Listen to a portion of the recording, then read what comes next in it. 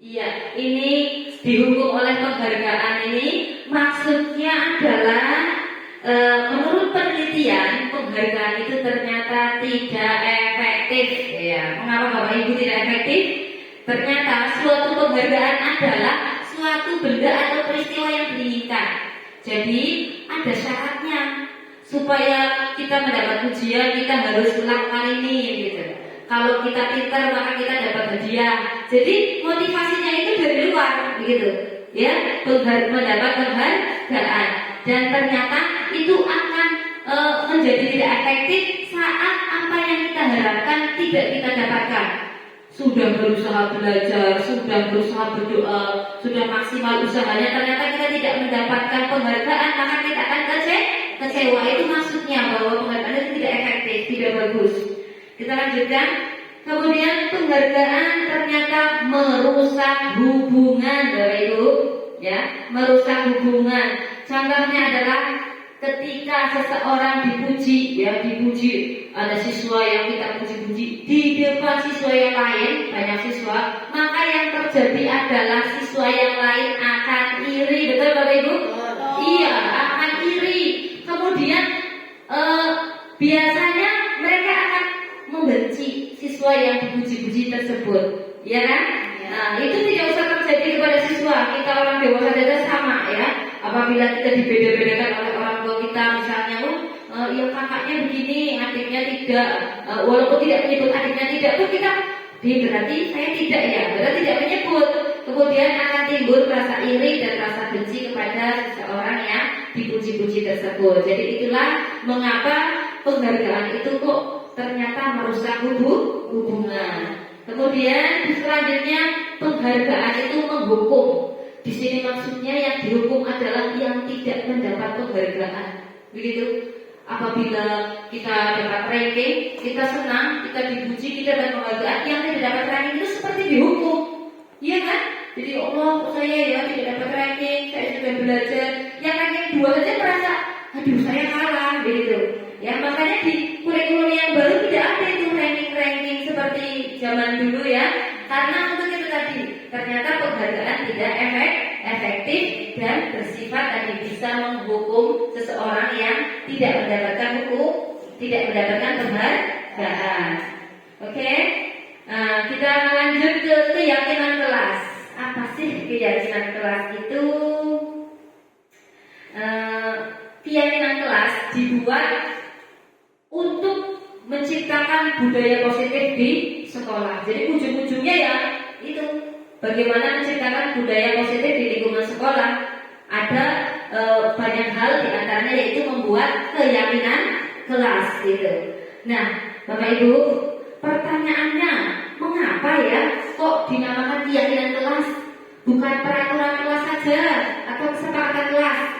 Biasanya Bapak Ibu di kelas sudah ada peraturan kelas, sudah belum? Sudah. Kita menyebutnya keyakinan kelas atau peraturan kelas biasanya? Peraturan. Apa? Peraturan. Iya, peraturan, ya. Peraturan kelas. Misalnya tidak boleh buang sampah di kelas. Apalagi tidak boleh tembok. Oke, apalagi biasanya tidak boleh ribut, gitu ya.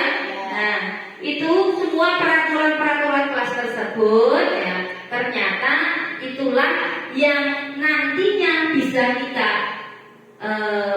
menjadikan modal untuk membuat keyakinan kelas. Mari kita perhatikan ya kalimat di samping. Mengapa kita memiliki peraturan tentang penggunaan helm saat mengendarai? Kira-kira kenapa?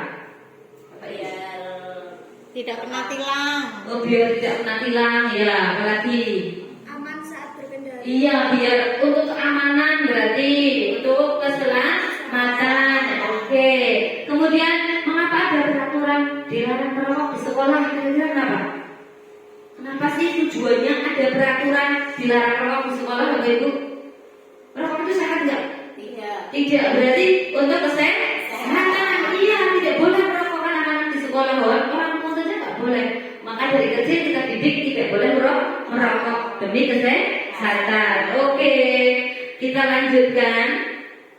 Nah, keyakinan keyakinan itu merupakan nilai-nilai yang kita yakini. Nah, kita contohkan tadi, menggunakan helm adalah untuk keselamatan, tidak merokok untuk kesehatan. Itu berarti sebuah nilai-nilai yang kita sebut dengan keyakinan. Kita yakin bahwa hal-hal tersebut betul-betul kita yakini kebenarannya begitu. Oh iya, kalau aku tidak pakai helm, berarti nanti kalau terjadi apa-apa di jalan, saya lebih banyak kemungkinan cederanya begitu. Ya, kemudian kalau aku merokok, berarti nanti kesehatan saya terganggu. Nah, itu keyakinan itulah yang disebut sebagai nanti kita arahkan di kelas kita menjadi keyakinan ke kelas pada siswa-siswa kita. Udah. Keyakinan kelas, kita lanjutkan ya. Setiap tindakan atau perilaku yang kita lakukan di dalam kelas dapat menentukan terciptanya sebuah lingkungan positif. Nah, perilaku warga kelas tersebut menjadi sebuah kebiasaan yang akhirnya membentuk sebuah budaya positif di kelas, lalu budaya positif di sekolah, nanti imbasnya akan budaya positif di lingkungan rumah, di lingkungan masyarakat. Jadi sudah benar-benar menjadi kebiasaan, menjadi jati diri, menjadi pribadi di setiap siswa kita. Oke, kita lanjutkan lagi. Nah, suatu keyakinan akan lebih termotivasi dari dalam daripada kalau kita peraturan-peraturan itu kan dari luar biasanya. Kita menjalankan peraturan karena kita tadi takut begini, takut begitu, itu berarti motivasinya masih dari luar. Kalau sudah bentuknya keyakinan, maka motivasinya dari dalam. Nah, keyakinan kelas juga merupakan metode untuk menimbulkan kembali disiplin positif yang disadari oleh motivasi dari dalam melalui proses itu tadi. Nanti di kelas itu ada curah pendapat antara siswa satu dengan yang lain, ya. Ini kira-kira perbuatan seperti ini baik apa tidak, kemudian dibuat peraturan kelas, selanjutnya dibuat keyakinan ke kelas, begitu Bapak Ibu. Nah, perhatikan Bapak Ibu, ini ada tugas ya. Jadi tentukan nilai kebajikan yang dituju. 1. Kembalikan barang ke tempatnya. Kira-kira nilai kebajikan yang dituju apa Bapak Ibu? Kembalikan barang ke tempatnya. Kalau tadi memakai helm adalah untuk keselamatan, kemudian tidak merokok untuk kesehatan. Kalau kembalikan barang ke tempatnya apa nilainya? Supaya apa? Iya, untuk tanggung jawab, ya, tanggung jawab.